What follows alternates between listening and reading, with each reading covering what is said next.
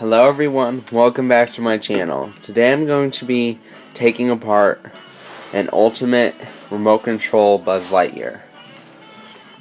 So this figure is really big compared to other Buzz Lightyears that I've taken apart. Most of his screws are Phillips head though. I'm only going to be taking apart his main central body part, so I'm not going to be taking apart his legs or anything. So here on his back there's some triangle screws, but so what's really weird is these two here are triangle screws. This one's a triangle screw, but this one's actually a Phillips head. I have no idea why, but I've already tried taking him apart once and decided not to, so I didn't actually take him apart all the way. So here, this is going to be the first time that I've actually taken him apart completely. And the screws you'll want to actually go for are these four, as usual. Just like the Toy Story Collection Buzz. These four screws here are the ones you'll want to do. So, you need your long Phillips head screwdriver. It's nice these ones here are not triangle, these are Phillips head.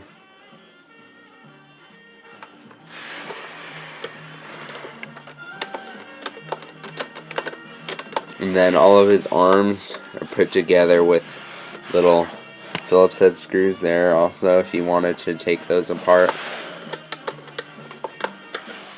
I'm not sure if Thinkway Toys sells replacements for this Buzz or not. I don't think so, but you never know.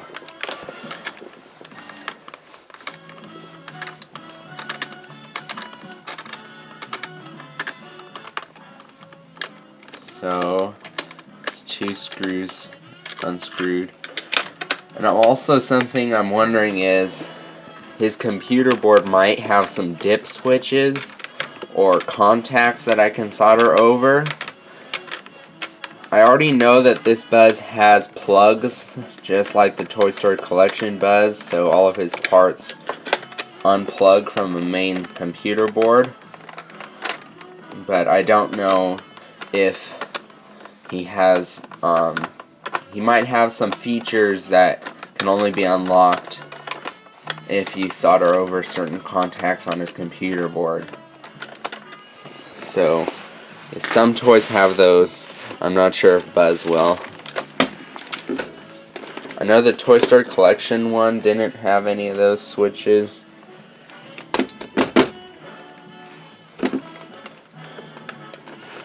Let's see if this comes off. Okay, so this is loose. So just like the Toy Story Collection one, you just pull this off. Except, unlike the Toy Story Collection one, the globe comes off a little easier. So again though, you want to make sure you keep it the same way. So this time the globe is secured by these instead of buttons. The other one is secured by these. So that's how those went. That one came from this side. So here is a little bit, you can see some of his internal workings. So like I said, I haven't taken him apart before, so I don't really know what to expect. So this is his main computer, I can already see, and this is like a main motor control servo unit. So his head can be taken out. It has it looks like 4 or 5 wires going to it, which is really not that many. So if you look right there, you can see these wires here are on his head, and then there's also these white and black wires. So those, oh sorry, there's also these. So I guess there's like 8 wires. Still though, that's not that many because he also has blinking, his mouth moves, and his head goes from side to side. I was thinking it'd sort of be neat if I bought one of these off eBay for spare parts and I modified him to talk on demand, where I could actually control his mouth like I did with my Jack Skellington animatronic. So I'm just trying to look right now if I can see any dip switches that might activate certain features. From what I can see though, there's not really that many. Here, I'm going to take the camera off the tripod quick. So I'm going to give you a bit closer look. So here you can see that's what his computer board looks like. It's bigger than the Toy Story Collection one. So some of these are like circled, if you can see. So sometimes that means that you can solder them together, and sometimes that means that they're part of a circuit. These looks like they're actually part of a circuit because they have a minus and like a plus symbol, it seems like. Or one's striped and one isn't. So that makes me think that they're probably a circuit. I'm not sure if this is a similar computer board to the prototype Buzz Lightyear that was at the toy fair, because I know that Buzz had a couple extra features like triple microphones on his waist, so he would actually have voice acknowledgement with his head, where his head would look at you. So I'm not sure if this one has that feature in the computer board that just needs to be activated, or if this is actually another computer board. Sometimes if you look really closely, you can see a reversion mark.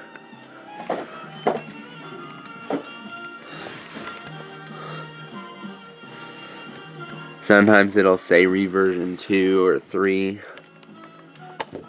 I don't see any reversion.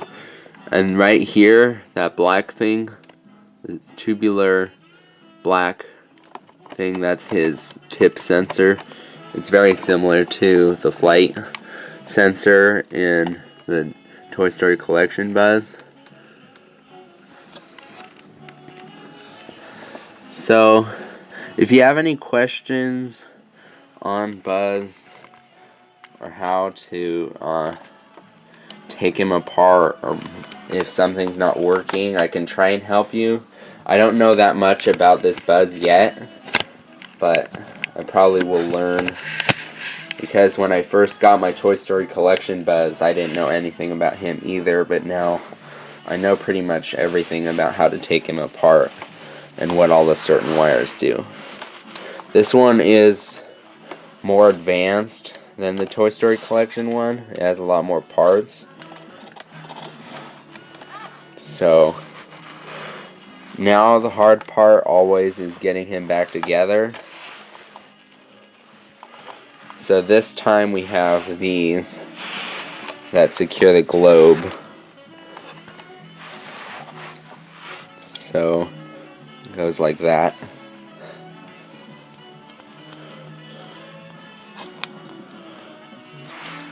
So this Buzz does seem easier to put together and take apart because he's bigger.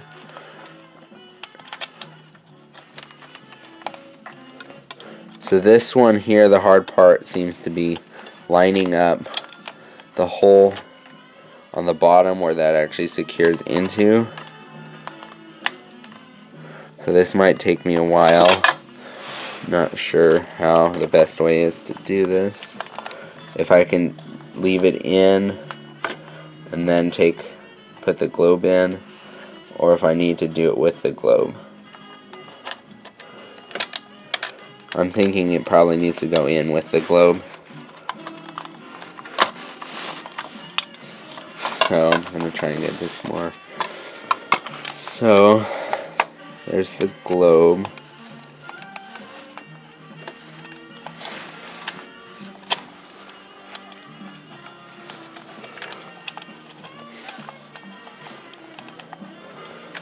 I'm wrong, maybe.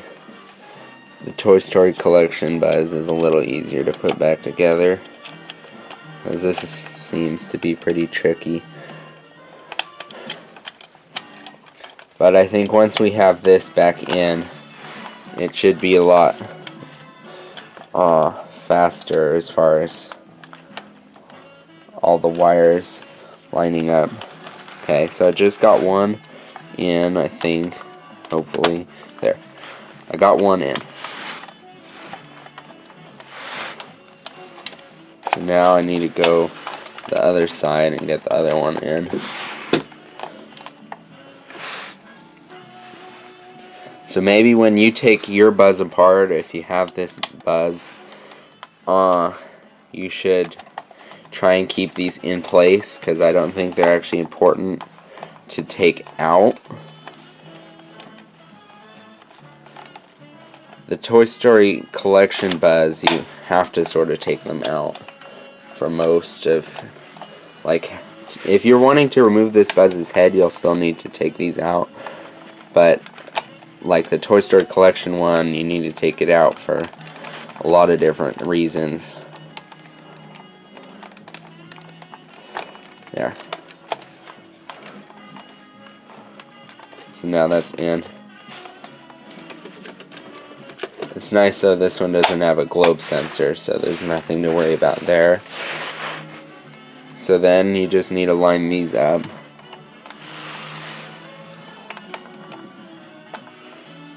I have the wrong side.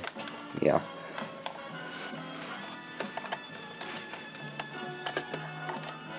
So how these buttons work is there's a little screw, and it just slides into this little nook here.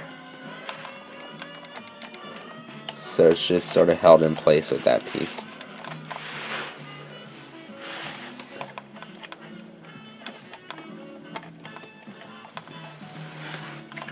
And then once you have those in place, I think this should just probably go back on. This one does seem to have a bit better wire connections than the Toy Story collection one, because the Toy Story collection one is a lot smaller. They had to fit a lot more stuff into a smaller space. This one, though, they seem like they just had a lot more room to work with, so they weren't as worried about that.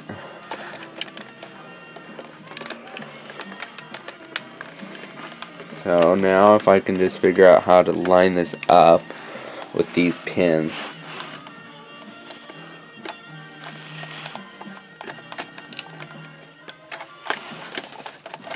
No, sorry, not those.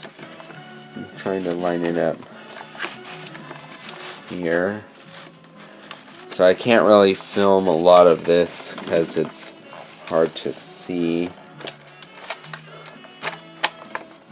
But basically, yeah, those metal pins line up onto certain holes in the top. In his chest piece, I mean.